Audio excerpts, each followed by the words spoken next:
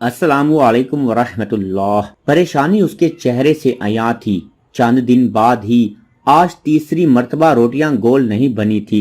उसे यकीन था कि आज उसकी खैर नहीं।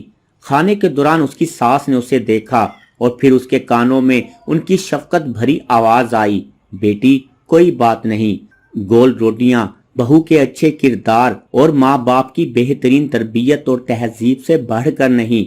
फिर खाने में नखरे और नापसंदीदगी हमारे दीन का तरीका नहीं। आप सल्लल्लाहु अलैहि वसल्लम ने कभी खाने में ऐब नहीं निकाला।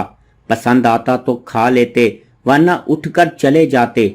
बाकी ये तुम्हारा अपना घर है, सीख जाओगी, आओ खाना खाएं। कोई इंसान अपने जिगर का टुकड़ा किसी को ऐसे नहीं देता।